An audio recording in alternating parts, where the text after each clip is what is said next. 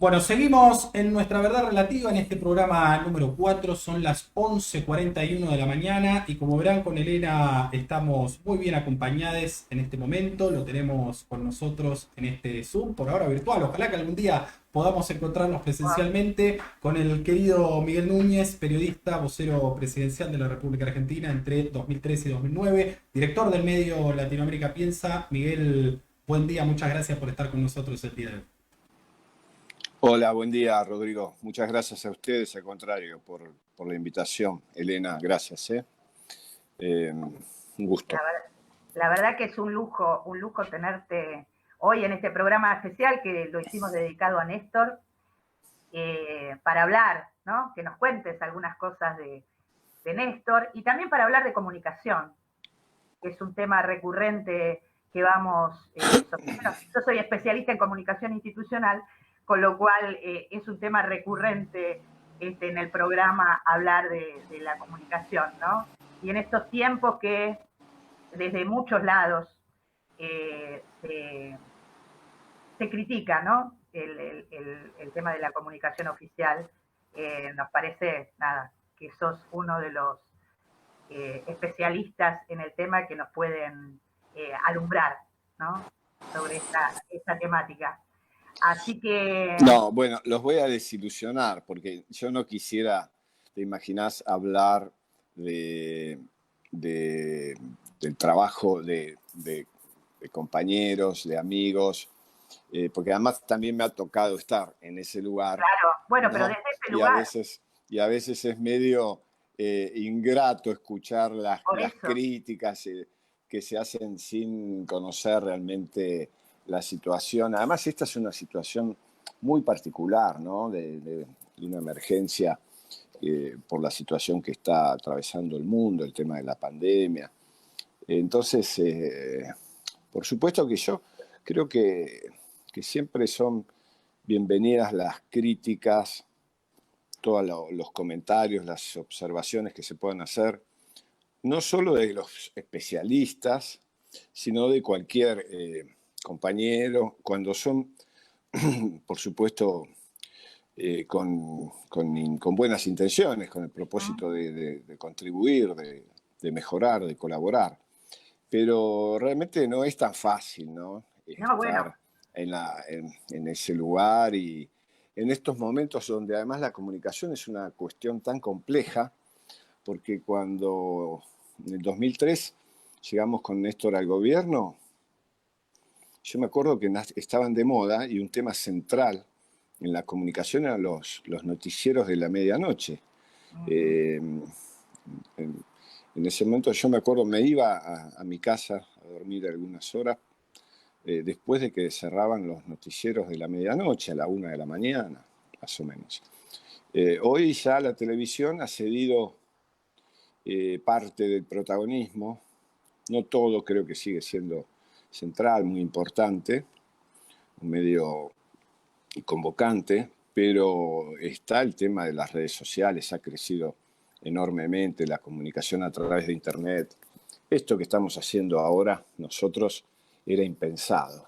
Miren, nosotros fue toda una innovación cuando empezamos a recorrer el país y el mundo con Néstor, porque además teníamos el tema de la deuda en default, entonces teníamos que salir, además de salir a caminar por todo el país, por el tema de la emergencia económica y social que estábamos viviendo en aquellos días del que se vayan todos, del default, teníamos que también recorrer todos los foros internacionales para ir a hacer escuchar nuestra voz, nuestra voluntad de poder eh, pagar nuestra deuda, pero no a costa del hambre del pueblo, como decía Néstor, siempre nadie le cobra la deuda a un muerto, déjennos volver a producir, a trabajar, a ponernos de pie para volver, para poder pagar esa deuda.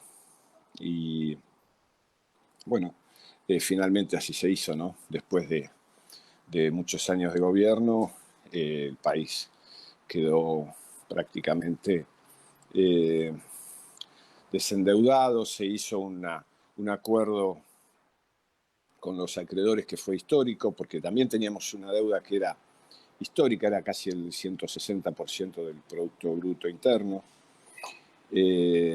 Así que bueno, fue un trabajo muy arduo, y yo les decía, fue toda una innovación que nosotros podíamos empezar a transmitir por señal de satélite a las empresas de televisión, y no cualquier empresa podía tomar esa señal. Digamos, hacían falta una serie de requerimientos técnicos importantes. Fue todo un avance que después se siguió utilizando en las distintas gestiones. Poder hacer que el presidente, en cualquier lugar que estuviera, en cualquier rincón del país o en cualquier rincón del mundo, cualquier argentino pudiera verlo en vivo y en directo, ¿no? Todavía los noticieros decían las placas rojas de Crónica, recuerdo, ¿no? En vivo y en directo. Claro. Me suena la voz del gordo querido amigo Orellano, ¿no? De Crónica, diciendo último momento. Y ahí estábamos y aparecíamos nosotros por ahí con Néstor. Así que bueno, hoy el tema de los medios de comunicación, las redes que se han incorporado como un fenómeno nuevo, nosotros por suerte no lo tuvimos ese tema, porque además realmente el tema de las redes es intratable, ¿no? Yo a veces entro a leer, hoy creo que todos tenemos la posibilidad de tener ese minuto de gloria, ¿no? Esos segundos de expresar nuestra opinión, de decir lo que pensamos, de decir cualquier barbaridad sin pensarlo demasiado, de sacarnos por ahí las ganas de insultar a cualquier funcionario o a cualquier dirigente político. Y con eso creemos que por ahí por lo menos nos sentimos más aliviados, pero la verdad es que tampoco eso cambia demasiado las cosas, ¿no?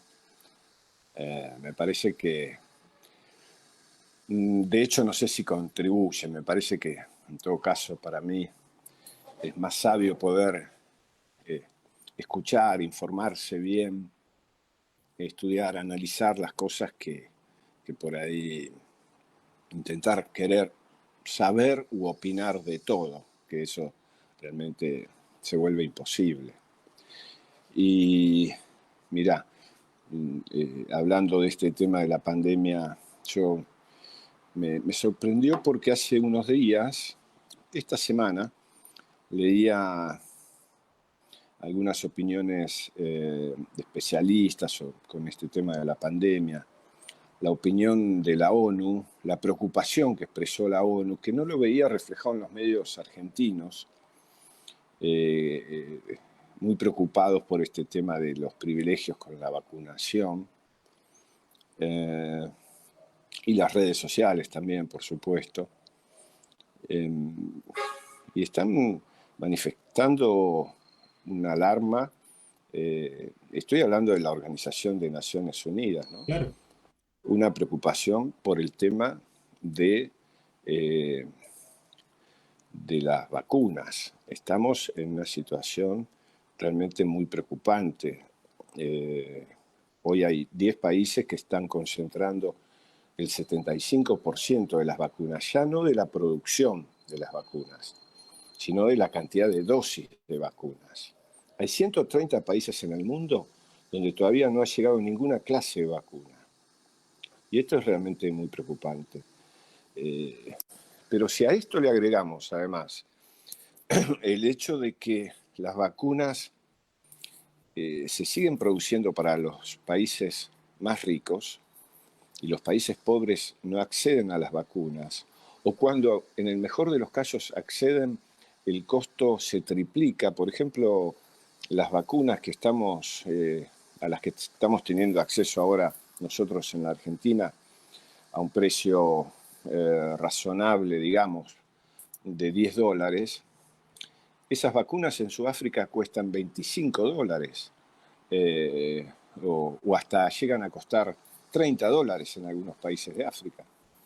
Y me parece que el mundo así va mal, porque si no entendemos que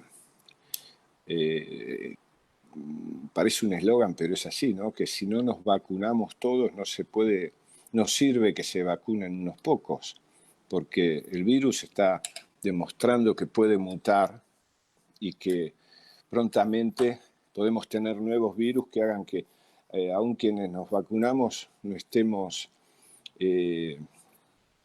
a salvo de contraer un virus que se ha transformado, un nuevo virus.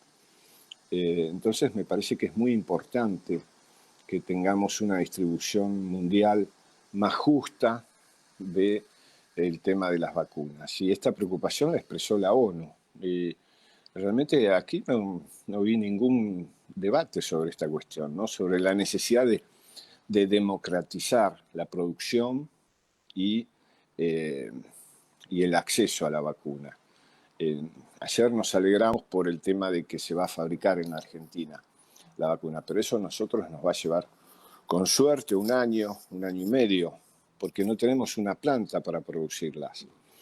Y no las tenemos, entre otras cosas, porque la ley de patentes medicinales de los 90, en pleno apogeo del neoliberalismo, no solo en el país, sino en el mundo, impidió, o en todo caso les permitió a los grandes monopolios transnacionales que no solo pudieran cobrar las patentes de los productos que ellos fabricaban, sino que no los obligaba, como hasta entonces lo hacía la legislación argentina, a que los productos se produjeran aquí en el país, ¿no? Ya ahora los laboratorios no están obligados a producir sus medicamentos acá. Claro. Entonces uno entiende también acá claramente qué fue lo que pasó. Recuerdan con la primera negociación con uno de los laboratorios, cuando Ginés todavía se inició esta discusión respecto de las vacunas, las condiciones que ponían, que son las que están poniendo en otros países, que es que una vez pasada la emergencia los laboratorios se quedan con la marca, la van a fabricar ellos, la van a vender al precio que ellos quieran. Bueno, de eso se trata, ¿no? De cómo se trata con el tema de la comunicación, de democratizar el acceso a la posibilidad a la salud, o en este caso también a la comunicación, de que tengamos medios también que estén al alcance de todos los ciudadanos, ¿no? Y no solamente de los más poderosos. Es clarísimo esto que decís. De hecho, bueno, esta semana han empezado a circular gráficos con esto que marcás, ¿no? Digamos, los países que más cantidad de vacunas tienen, uno los ve pintados de color rojo, ¿no? Son los países de siempre, digamos, los países, por así decirlo, poderosos, y la zona de África, determinadas zonas de Asia, aquí por supuesto Centroamérica y Latinoamérica en su conjunto están rezagadas, y un poco me parece que es cierto lo que vos decís de que los medios de comunicación hegemónicos no han tomado ese mensaje y no lo han instalado en la agenda pública, pero sí el presidente de la Nación en su visita oficial a México, junto con López Obrador, dieron un mensaje, me parece, lo califico así, digamos, contundente, porque no se está escuchando en líderes del mundo esto, en el cual se reclama un acceso equitativo a la vacuna. También es muy bueno esto que vos marcás, Miguel, porque en definitiva ahí está la solución. Si vacunamos solamente Europa o Estados Unidos, en un año este problema vuelve a estallar, porque va a seguir el virus circulando, digamos, va a seguir yendo la gente obviamente no hay tanto destino turístico, algunos sí, pero va a seguir yendo la gente a África, va a seguir yendo la gente a Asia, va a seguir circulando y va a seguir mutando. Entonces también hay como una vista corta de todo este problema, y es bueno que por lo menos las Naciones Unidas pongan el ojo, la punta sobre esto. Sí, el mundo ya se ha transformado en esa aldea global que que imaginaba McLuhan. Así que realmente es impensable que si no alcanzamos, como además lo han pedido los mandatarios de la mayoría de los países del mundo en la ONU, una distribución más equitativa de la vacuna, como hoy con el tema de la globalización, hoy no es solamente el turismo, es todo el intercambio económico, comercial, lo que hace que esté todo eh, interrelacionado. Y bueno, de hecho, la llegada del virus desde la otra parte del mundo a la Argentina tardó apenas, ustedes saben que estamos, creo que es en la provincia de Buenos Aires, si no recuerdo mal, San José, el lugar exactamente el polo opuesto, digamos, a Wuhan, que es donde apareció por primera vez, se conocieron los primeros casos, ¿no? Claro. De este virus. Estamos justamente en el otro extremo del mundo. ¿Y cuánto tardamos nosotros? 30, 60 días, no recuerdo exactamente cuándo fue. No, sí, 60 días, 60 desde días, sí. diciembre creo hasta que apareció el primer caso en la El Argentina. 3 de marzo, ahora se cumplirá el miércoles un Claro, año. eh, eh, creo que menos de 60 días. Bueno, lo cierto es que no, es impensable que hoy un virus que pueda aparecer en la otra punta del planeta en cualquier momento puede estar también entre nosotros. Por eso, bueno, de hecho ha pasado hace la última mutación, creo que fue esto del virus inglés británico, ¿no? Así que es muy importante que podamos tener una buena información de lo que está pasando eh, para hacernos en todo caso, una idea más clara, que no necesariamente quiere decir que nosotros tengamos que ser especialistas, ¿no? Que tengamos que ser virólogos todo el tiempo y tener que escuchar un poquito más la voz de los que saben, que vienen estudiando y trabajando en este tema. Y bueno, ahí es donde entran a tener mucha importancia el rol de la comunicación oficial y el rol de los medios de comunicación también, que nos permitan acceder a todas las voces, ¿no? A todas las fuentes, y que no haya intereses se ha especulado para mí de una manera mezquina lo vi, lo noté al presidente en México, me parece que muy ya cansado, ¿no? De estas especulaciones sobre un tema que por ahí no debería ser así, ¿no? Porque me parece que esta discusión... Pero bueno, también no seamos ingenuos, creo que acá lo que está en juego otra vez es el modelo de país, ¿no? ¿Es el país para unos pocos o es el país para las grandes mayorías populares, el país para todos, el país en el que la vacuna es gratuita y a la que se accede sin privilegios, sin demoras, sin fallas, que seguramente que las hubo, eh, que, que hubo, de hecho, el gobernador esta semana dijo que necesitábamos, el gobernador de la provincia, Kicillof, poder establecer un registro único, ¿no? Donde pudiéramos tener, yo sé de gente que se está notando, que vive en la ciudad de Buenos Aires, se está notando en la provincia porque eh, pareciera que en la provincia las campañas de vacunación eh, camina más rápidamente y lo hace, claro, preocupada por su situación particular, tal vez, ¿no? Pero bueno, deberíamos tener una respuesta que no pase esto de la ciudad, donde se han privilegiado algunos intereses particulares de algunos sanatorios. Me parece que eso es lo que está en juego, un modelo de país donde eh, aquí se ha intentado la oposición,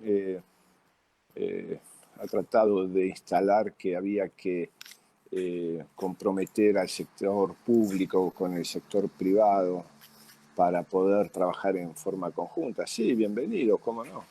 Pero digamos la verdad, aquí el esfuerzo por comprar la vacuna, todo el esfuerzo económico lo ha hecho el Estado argentino. Absolutamente. no, hasta ahora no sabemos de ningún sector privado que se haya comprometido en eso. Esperemos que ahora avance, sí, este tema con la empresa Richmond de la fabricación en la Argentina. Todo lo importante de este encuentro al que vos hacías referencia recién con el presidente Obrador, muy importante, porque la verdad es que tener hoy en un extremo, digamos, de la América Latina, en el extremo norte, al presidente de México, en sintonía política con el presidente del país más austral del continente, como la Argentina, la verdad que debería ser un motivo de alegría, de satisfacción para nosotros, que sean, entre otras cosas, han acordado este tema. También México empieza a producir sus vacunas, como proyectamos nosotros poder hacerlo. Entonces, bueno, esto ha quedado diluido por cuestiones, intereses mezquinos. Lo cierto es que yo creo que igual esto no tapa todas estas especulaciones que se están haciendo, que fogonean ciertos medios que tradicionalmente nosotros también lo vivimos en aquel entonces con Néstor, que siempre responden a los intereses de los más poderosos, de las grandes corporaciones, no tapan que la campaña de vacunación se ha puesto en marcha y avanza cada vez más rápidamente, ¿no? Y que creo que esa es la principal preocupación de la gente hoy, ¿no? La situación de la región no es favorable, por eso para nosotros es muy alentador y realmente con muy buenas perspectivas este encuentro. Ojalá venga también pronto el presidente de México a la Argentina. Nosotros, todo lo contrario, en aquel famoso no al ALCA de Mar del Plata de 2004, Fox, el presidente Fox de México, era la voz cantante, en todo caso, del sector neoliberal, digamos, ¿no?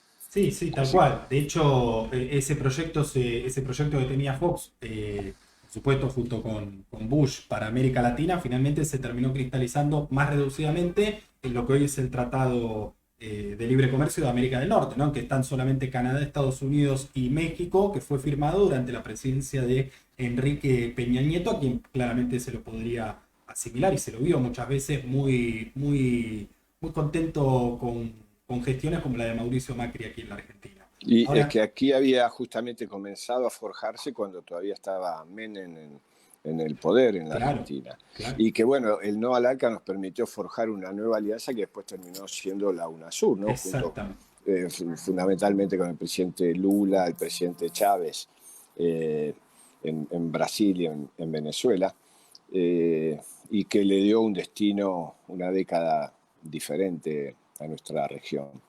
Bueno, hoy tenemos que ir por eso otra vez, me parece, ¿no? Pero Eso te quería preguntar. Dentro de poco habrá, el 11 de abril estará el balotaje en Ecuador. Hay elecciones muy importantes este año en la región. En los próximos años habrá elecciones también. Bueno, en 2022 serán las elecciones de Brasil el próximo año.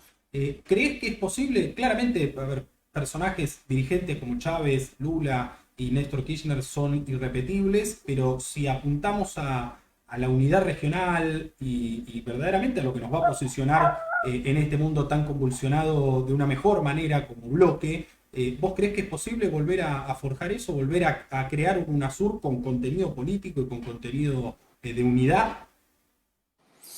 creo que es necesario. Eh, Luego, las posibilidades son alentadoras por lo que ha ocurrido en México, en la Argentina, lo que ha ocurrido en Bolivia más Exactamente. recientemente. Eh, mm, la verdad es que la política no es aritmética, en todo caso es geométrica. De pronto pasó lo de AMLO en México y vino lo de Alberto y Cristina en Argentina y paralelamente casi el golpe en Bolivia, pero rápidamente se pudo recuperar la democracia. O sea que realmente hacer no podemos hacer futurología. Yo creo que sí, en esa década de gobiernos populares en nuestra región se sentaron las bases. Me parece que los pueblos creo que tienen memoria, que quedaron muchísimas cosas por trabajar, por construir, en las que seguir avanzando. Pero sin duda que fue el crecimiento, el mayor crecimiento económico que recuerde nuestra región, se dio en esa época, ¿no? La creación de empleo, la posibilidad de acceso no solo al trabajo, sino a la salud, a la educación, Vivienda. 50 a la vivienda. 50 millones de personas tuvieron acceso a un plato de comida, y el presidente Lula lo terminó pagando con la cárcel en Brasil, ¿no?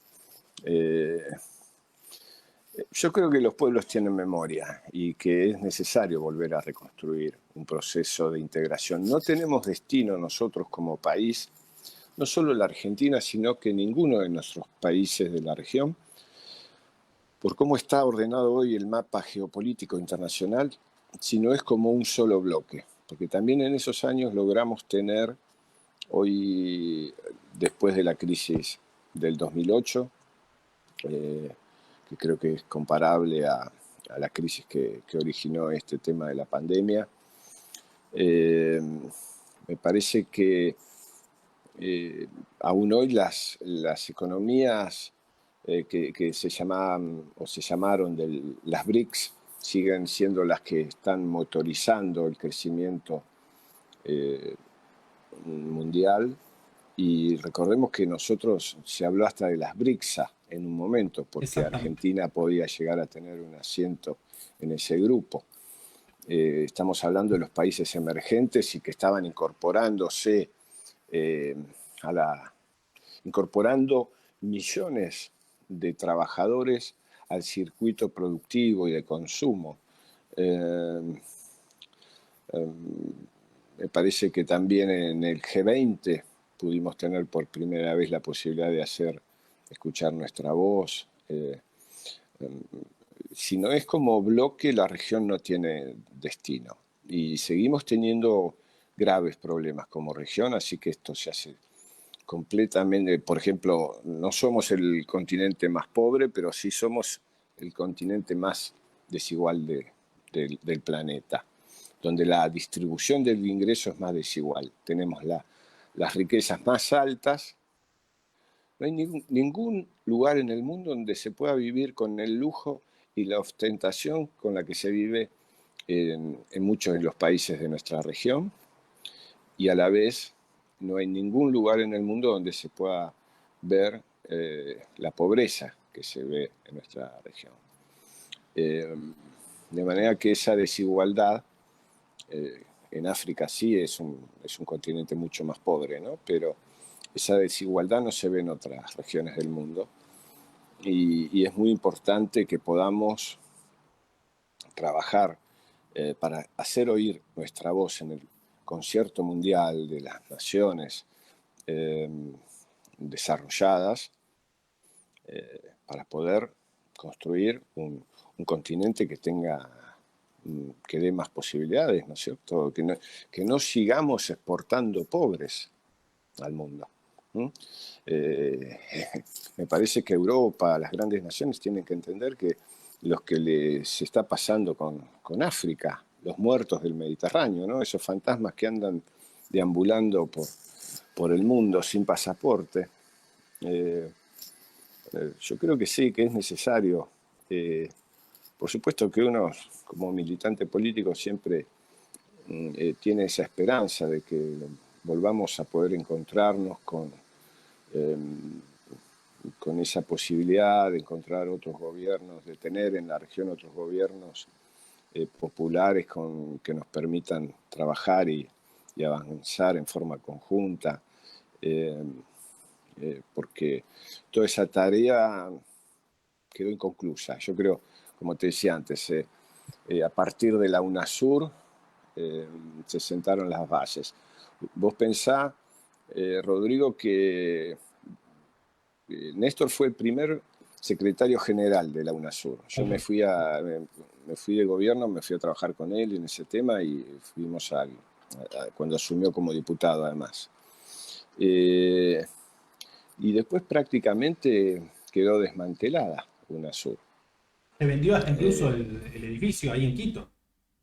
sí, eh, y, y UNASUR se constituye en el 2009, un proceso que llevó casi 5 años, porque 2004 fue el ALCA.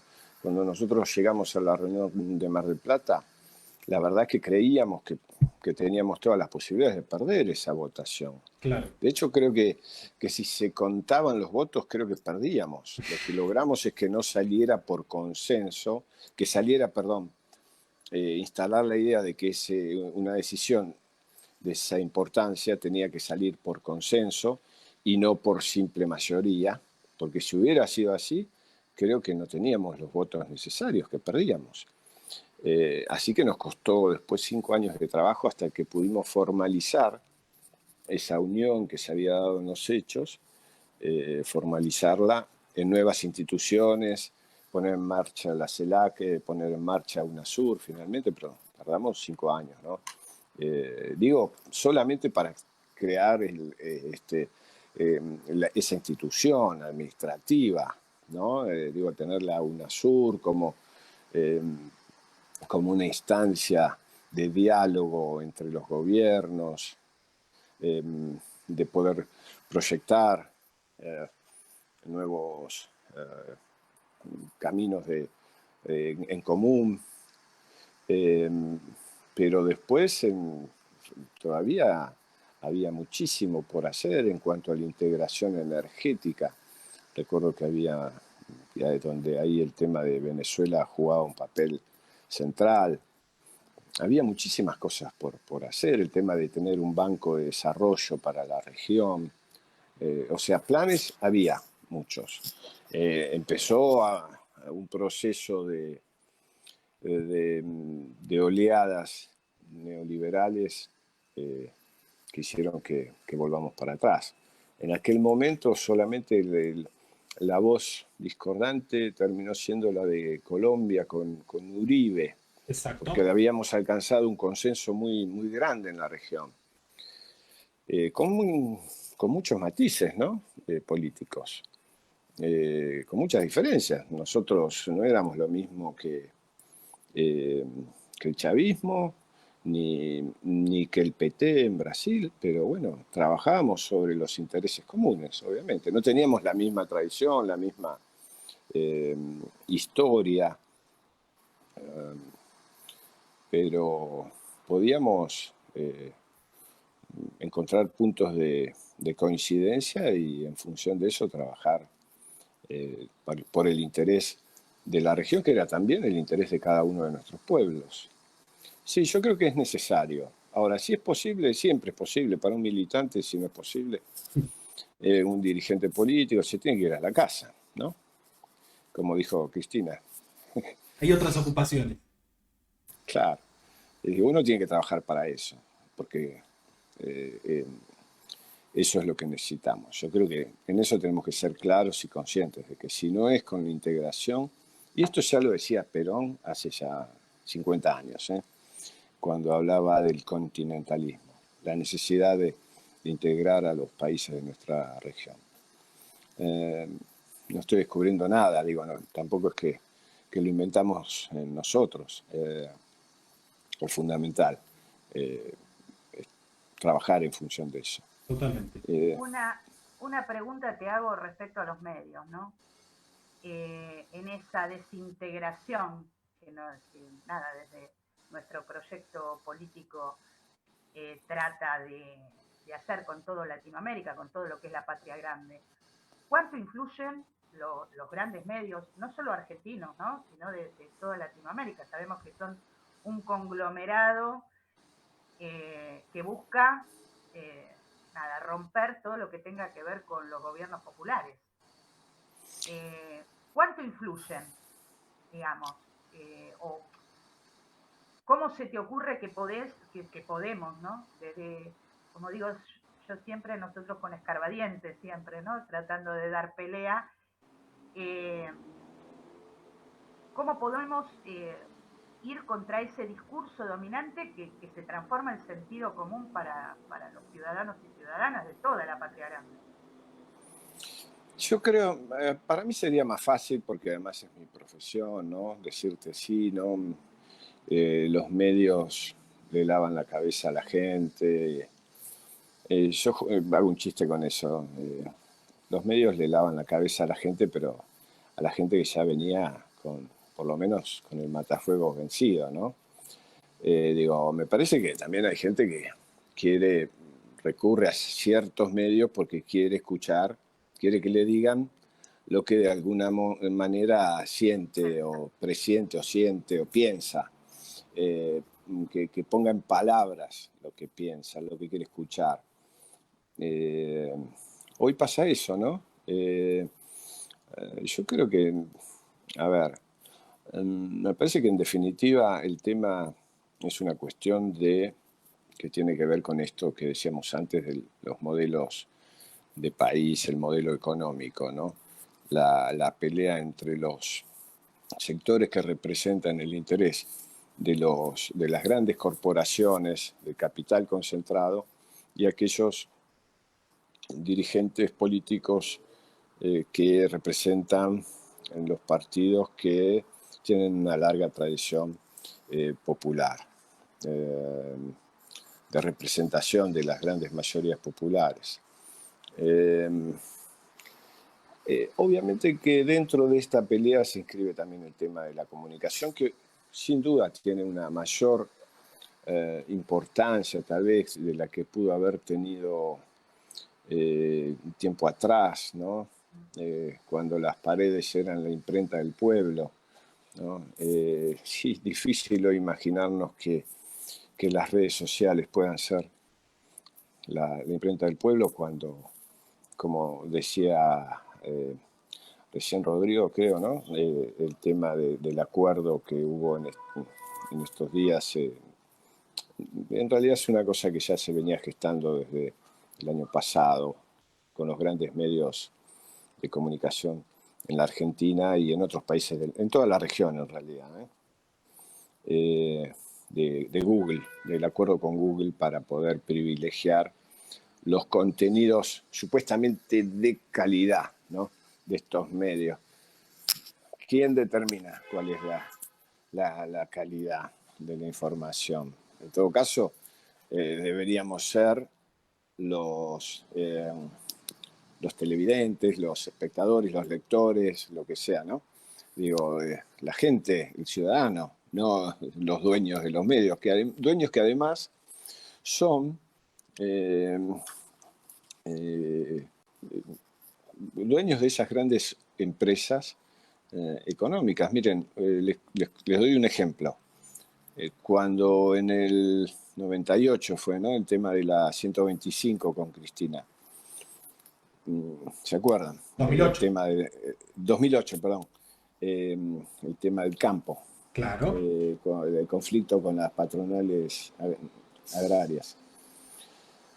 Entonces, y esa situación seguramente que hoy no ha cambiado, un 90% de la cosecha de soja en la Argentina la concentraban 6 grandes grupos. Obviamente, Cargill, Nidera, Molinos, Ríos de la Plata, que ya no era la empresa nacional. Uno de esos 6 grupos, el 90%, uno de esos grupos era el Grupo Noble, que es dueño del grupo del multimedios Clarín. Claro. Entonces, ¿cómo no iban a tener un móvil en cada ruta, en cada pueblo, agitando el conflicto del campo, ¿no? El campo y la consigna del campo somos todos. Me parece que el tema de la comunicación tenemos que, o por lo menos el tema de, ya no de la comunicación como concepto abstracto, digo, sino de los medios, de la propiedad de los medios, está totalmente vinculada al a la propiedad de los grandes medios de producción económicos, de las grandes empresas. Mirá, yo era muy jovencito cuando empecé a trabajar había una vieja consigna en las redacciones y decíamos que la libertad de prensa en realidad era la libertad de empresa, porque nosotros trabajábamos en un medio y sabíamos que teníamos que escribir lo que se nos pedía, así. Había un viejo chiste entre los viejos periodistas, que un jefe gritaba desde un rincón, ¿no?, de la redacción, escribime 20 líneas sobre este tema del viaje del presidente a México. Y uno gritaba, el redactor gritaba desde su escritorio, a favor o en contra. Claro. ¿No? Porque, claro, era el medio el que determinaba la línea editorial. Y, por supuesto, una nota que uno no firmaba. No había tantas notas de opinión, no había tantos opinadores como ahora. De hecho, han desaparecido en los grandes diarios las editoriales. Hay muchas, hoy se han reemplazado por los editorialistas, ¿no? Por las grandes firmas, los periodistas estrella y eso, los periodistas independientes. ¿Independientes de quién? De los Reyes de España son. Porque en esa época todos sabíamos que todos teníamos ideología, pertenencia política y hasta partidaria. Yo trabajaba en el diario La Razón de Jacobo Timerman, era el director con el regreso de la democracia, y salían en el diario solicitadas en favor de las madres, las abuelas, del Partido Justicialista, de listas, de los gremios, y nosotros, periodistas que trabajamos ahí adentro, firmábamos esas solicitadas, y nadie... no pasaba nada, nadie se escandalizaba, exacto. No pasaba nada. Hoy no, los periodistas son independientes, ¿no? Como no tienen... Por favor, muchachos, somos grandes y nos conocemos. Ahora, todos. Esto que contás se pudo desentrañar para el común de los argentinos y argentinas a partir de lo que fue el debate de la ley de medios, ¿no? De la ley de bastante, sí, bastante. Sí, Previo yo creo que... a eso, digamos, los medios se vendían como independientes y la gente creía que eran independientes.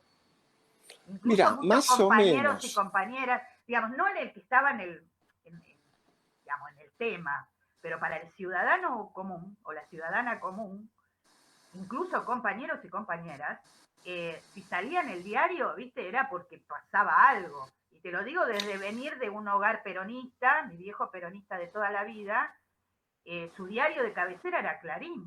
Y nada, hasta que se empezó a desentrañar este tema de los medios y para quién jugaban y qué sé yo, lo que decía Clarín, viste, era el tema del día. No se buscaba, digamos, o no se le veía la puntada a Clarín de los intereses económicos. Más o menos, Elena. Yo creo que mi viejo también, yo también vengo de un hogar peronista. Mi viejo leía crónica y me acuerdo cuando le dije que entraba a trabajar, había trabajado en crónica, muy breve periodo porque me agarró la primer huelga que hizo el sector de los 25, se llamaba entonces, todavía en la dictadura militar. Y bueno, como un grupo no fuimos a trabajar, nos quedamos sin laburo. Y cuando le conté a mi viejo que entraba a trabajar en La Razón, creo que la cara que me puso, porque para él era un diario gorila, golpista, de hecho era el diario que respondía a la Marina, porque entonces todavía los diarios, como después los canales, hasta que llegó la privatización, en la época de primero la democratización, pero después vino la privatización con Menem. Cada canal de televisión de los grandes respondía a una fuerza. Veníamos de una tradición de golpes militares. Entonces, así es que La Razón estaba muy identificada con la Marina. Y entonces mi viejo me miró con una cara que yo te juro no me lo olvido más, pero ¿no? Y yo le dije, no, bueno, había cambiado la situación, había vuelto la democracia, Timerman era, que había vuelto de su exilio, era el director del diario. Y bueno, mi viejo no muy convencido, me dijo, bueno, por lo menos es una empresa en la que te vas a poder jubilar. Mirá cómo pensaban nuestros Claro, viejos claro, entonces, ¿no? claro. Era un Que bueno, laburo era para toda la vida, claro. claro, viste, bueno, pero es que a él le pasó, mi viejo era marino, trabajaba en Elma, en una empresa del Estado, trabajó toda su vida ahí, desde muy jovencito hasta que se jubiló. Esa empresa no existe más, llegó a tener como 50 buques propios el país de carga y de gran calado, ¿no? Digo, transoceánicos. Sí, sí, sí. Y eh, yo creo que sí, que en realidad la idea de que los medios, ¿te acordás la otra frase maravillosa, ¿no? Nos están meando y los medios dicen que llueve, ¿no? Que también es muy vieja, de las épocas de la resistencia. La idea de que los medios eran independientes, qué sé yo, no sé, pues podríamos discutir, pero sería como discutir si buscarle alas a los angelitos, no sé. No sé si seguramente que el debate sobre la ley de medios le sirvió, y además sí, a muchas generaciones más jóvenes que no vivieron aquellos años de la resistencia, la pelea por la vuelta de Perón y el regreso a la democracia. Eh, pero también muchos medios fueron cómplices de eso, e inclusive, no solo del golpe, del secuestro, la desaparición de periodistas, eh, de la tortura, de la apropiación ilegítima de medios incluso. Eh, Así que sí, el debate de la ley de medios fue ilustrativo, le sirvió a muchísima gente sin duda para poder eh, enterarse, para poner sobre la mesa de discusión el rol que estaban jugando esas empresas. Eh, Esas empresas, ¿no? Que, como yo te decía antes, creo que siempre y siguen mostrando que responden a los intereses de las grandes corporaciones, del capital concentrado. Eh, yo creo que sirve esa discusión. El problema es que podamos realmente eh, encontrar la forma de que más allá de podemos hacer la mejor ley del mundo. De hecho, tuvimos una ley que se debatió largamente, no solo en el Parlamento, sino que en la que participaron además, creo que todas las organizaciones políticas, sociales, profesionales, todo el mundo. Todo el mundo opinó, ¿no? Y introdujo en la ley lo que alguna consideración. Y de poco nos sirvió, ¿no? Nos sirvió para la burla de que fuera la ley de espacio publicitario, ¿no? A partir de ahora comienza el espacio publicitario, creo. La verdad es que lo que hay que encontrar son los caminos efectivos que nos permitan que esa realidad cambie, esa realidad de concentración también, eh, de que solamente tengan acceso a poder tener un medio de comunicación quienes detentan el poder económico, y eso ya es una discusión un poquito más complicada, ¿no? Porque también los medios, no estoy hablando de los medios del Estado, porque los medios del Estado también es cierto que tienen la obligación de, de no ser medios del gobierno de turno, de no ser medios partidarios. Claro. Eh, pero bueno, eh, cómo logramos que haya realmente medios de comunicación eh, que sean poderosos o importantes o que puedan influir en el debate público, si no es con el compromiso. Hay dos maneras, ¿no? Muchos están intentando el camino cooperativo, donde muchos de los propios oyentes lectores, lo que sea, colaboran, pero se vuelve muy, está el caso emblemático de Tiempo Argentino, la Claro. cooperativa de los trabajadores que han, ¿no? O esta posibilidad, los medios comunitarios, eh, pero es muy difícil luchar desde estas pequeñas trincheras que además también están muy dispersas, que no logramos que se puedan reunir en un espacio común, más amplio, para poder, en todo caso, hacer medios que tengan un mayor alcance y que puedan tener una mayor penetración, porque para eso también hace falta tener más de dinero, para tener más acceso a otra tecnología, otro tipo de tecnología, más costosa. En fin, es un debate muy complejo, pero sí, yo creo que la pelea hay que darla también, en ese terreno como en todos los terrenos. Que también tenemos que formar cuadros profesionales. Esa es una tarea que tenemos pendientes también, que nuestra dirigencia tiene pendiente.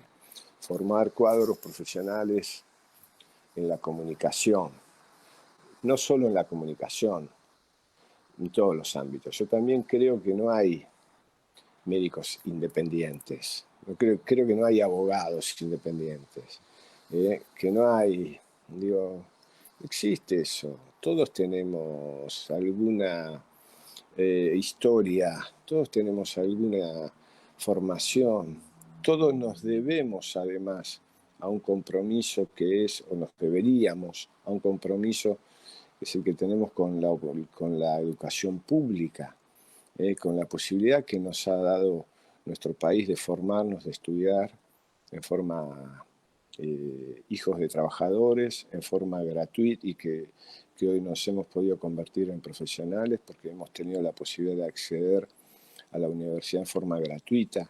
No deberíamos perder de vista eso antes de levantar la voz y putear contra este país. En fin, nos debemos seguramente la formación de cuadros políticos, si querés, pero digo, no en el sentido de que tengan que, tal vez la mejor tarea que puedan hacer es concentrarse en su labor profesional, pero que tengan conciencia, ¿no? De dónde vienen y de por qué trabajan más allá del placer personal, de poder saber que uno está haciendo lo que le gusta y que por esa tarea recibe el pago que merece y puede crecer y progresar. Digo, más allá de eso, que también está el bien social, el crecimiento de nuestro país. Me parece que esa es una tarea de la formación de cuadros dirigenciales, profesionales, de dar este debate. Sé que se da en muchas asociaciones profesionales, Claro. lo sé, sé el trabajo que se hace en las universidades, muchos compañeros en torno a esta cuestión, y me parece que sí, que en la comunicación con los periodistas también me parece que hay que darla. Hay toda una generación de periodistas que se han formado en escuelas porque las universidades son muy recientes, que son también muy independientes, pero que a la larga terminan siendo muy útiles para las grandes empresas multinacionales de medios que hoy están controlando el mercado de la comunicación, de las comunicaciones en la Argentina. Bueno, Miguel, la verdad, casi una hora de charla. Te agradecemos ¿En serio? Soy Sí, un sí, sí. charlatán. No, no, no. Y podríamos y seguir. podríamos seguir, porque Totalmente. nada, No, pero esto no, que le como ustedes no me escuchaba, paraban, no me No, no, no. porque es un enseñan gusto nada, yo, escucharte. viste, sigo. Esto que Les pido decías, disculpas, que soy un No, charlatán. Vieron no, que es no. un mito eso del vocero mudo, pero es claro, un invento claro que sí, de la revista Noticias. Pero claro. si me Este, dejan, sí, seguimos toda la tarde.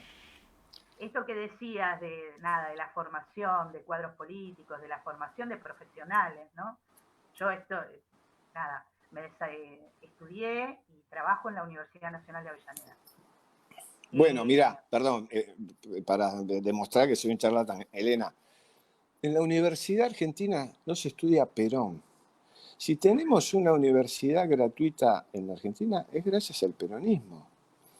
Y no se estudia Perón. Bueno, la otra vez se enojaron algunos en la conmigo, Universidad no, Nacional de nosotros Avellaneda, estudiamos. sí, Bueno, me refería más a la digamos, UBA, ¿no? Me refería a la bueno, UBA porque hoy tenemos bueno, 17, 19 universidades nacionales, también producto de esa década de gobiernos populares, pero el tema, en la el tema, historia del claro, peronismo estaba prohibido. Como estaba claro, prohibido en la política, estaba prohibido en el país hablar del peronismo, en las universidades estaba prohibido hablar del peronismo. Y es más, mucha gente hasta el día de hoy cree que la universidad es gratuita por la reforma del 80. Claro. del 18, Del 18, perdón. claro.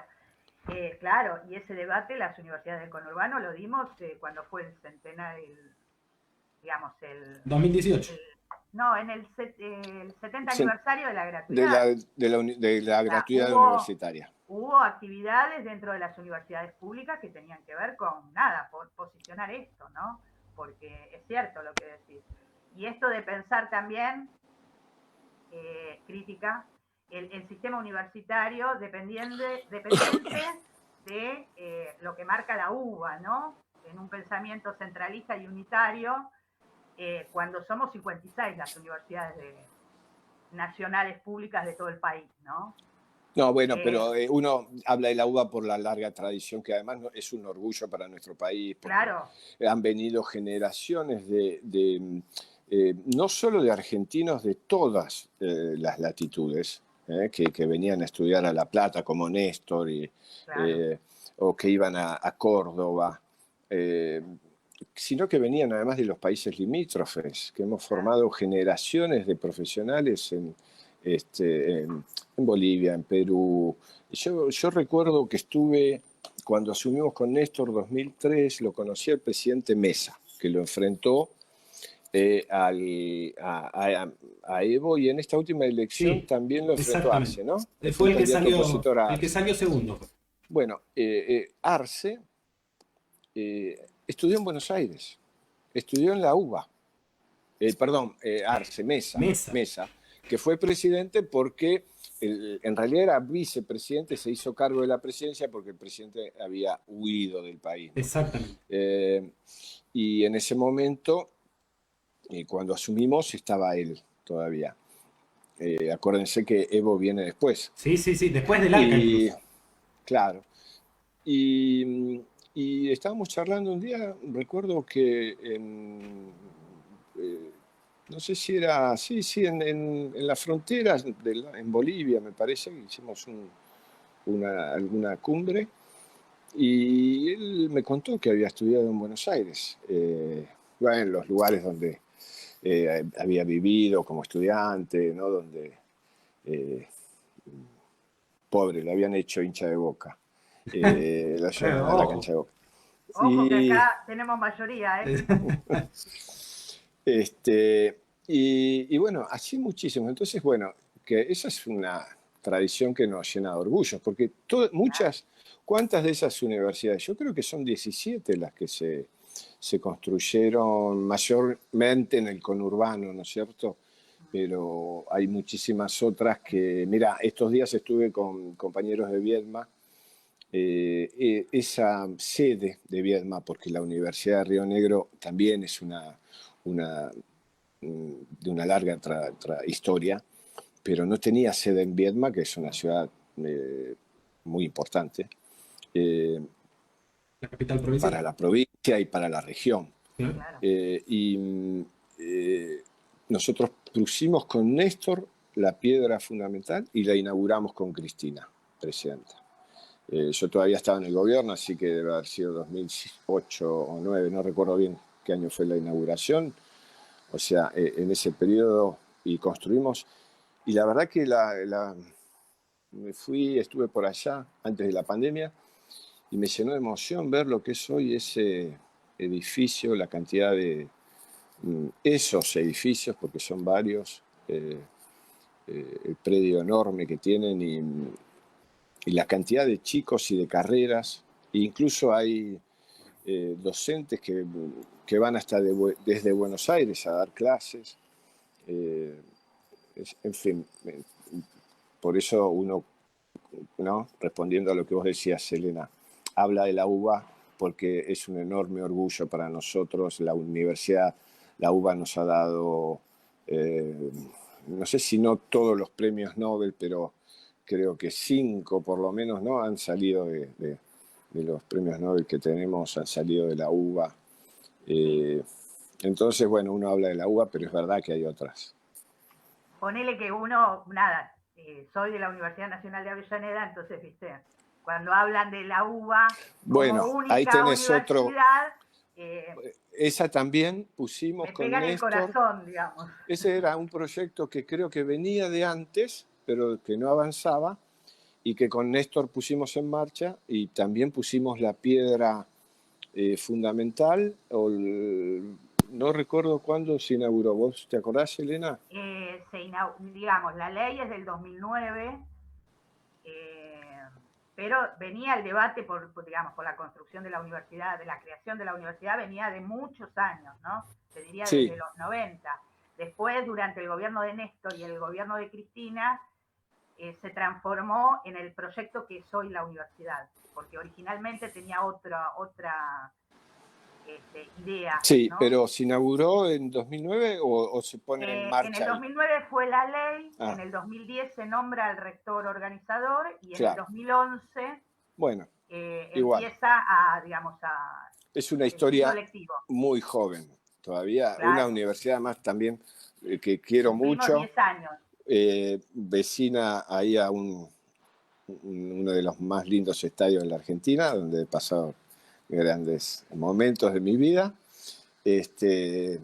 Y eh, tengo grandes queridos amigos, el rector, además Mario Giorgi, que está ahí a cargo del departamento del área de comunicación.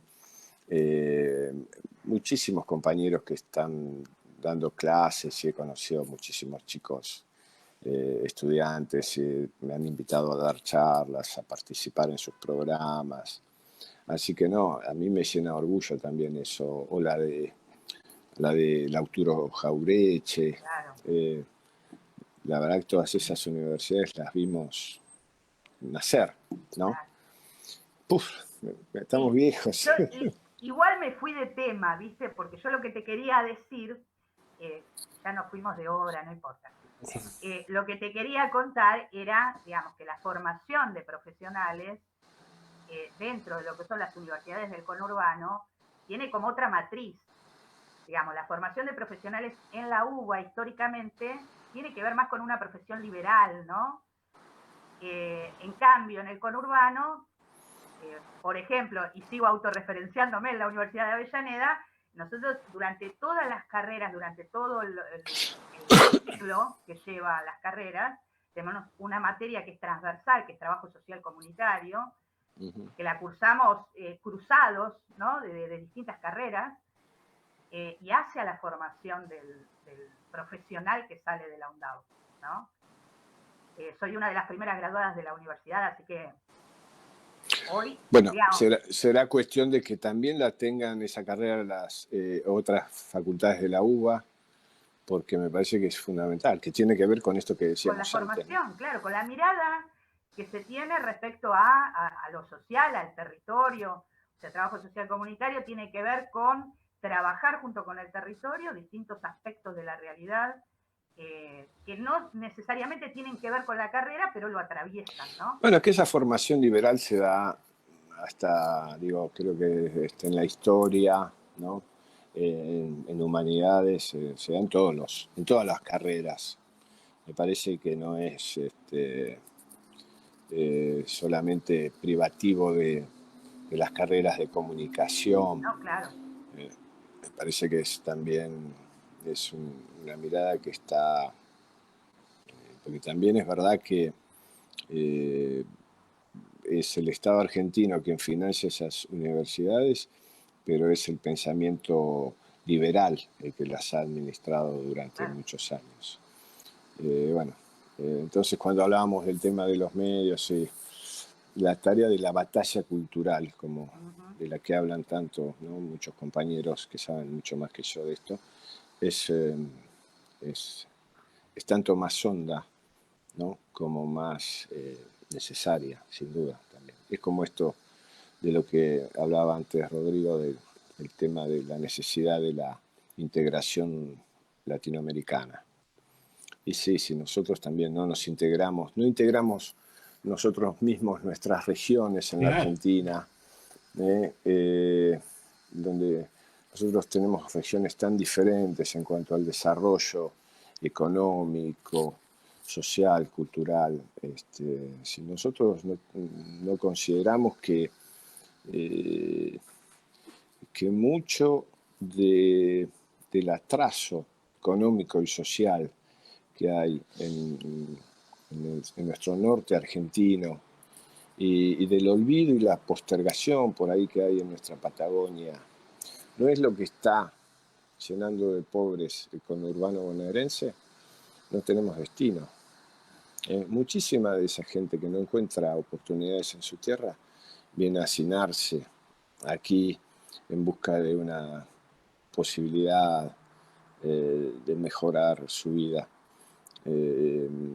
Entonces necesitamos desarrollar una Argentina más federal, sin duda, ¿no? Que por ahí los chicos no tengan que alejarse de sus pueblos, de sus ciudades, de sus provincias para ir hasta las grandes ciudades o venir a Buenos Aires a estudiar, a prepararse para tener una carrera, que tengan posibilidades de acceder a la educación, a la salud.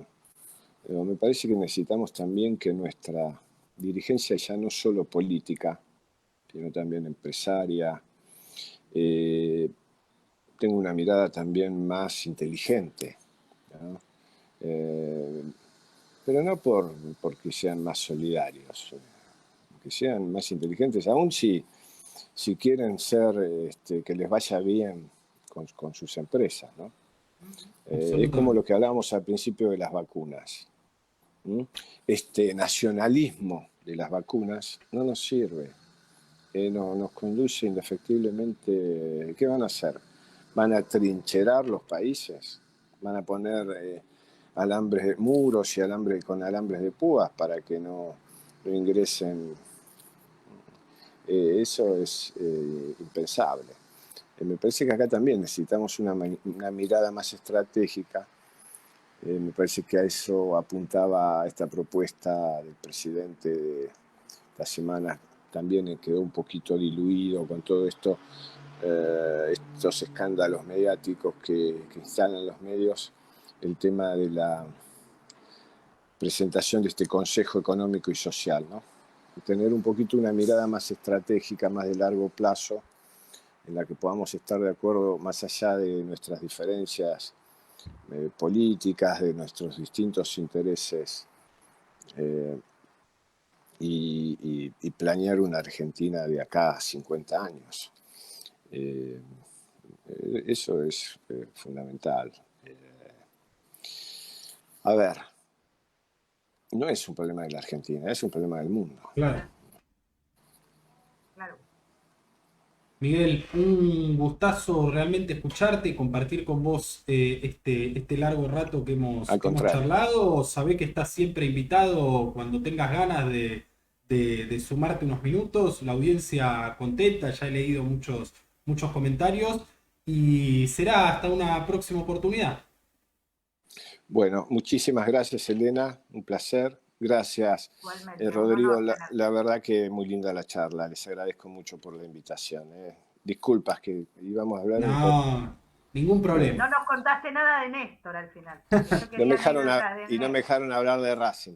No hablaste de Racing. Esto lo de Racing para la próxima. Hacemos un programa. Y lo de Néstor también, alguna anécdota. Sí, la verdad. Bueno, lo que pasa, mira, el otro día contá una anécdota de Néstor. Y yo digo, bueno, a ver, tratar de decir, ¿de qué día querés la anécdota? Porque, Claro. viste, una anécdota de Néstor. Sí, claro. A Néstor lo tengo en mi corazón, lo llevo conmigo siempre. Para mí, viste, hablar de Néstor siempre, y cada vez que me convocan para esto, digo, es un orgullo para mí, ¿eh?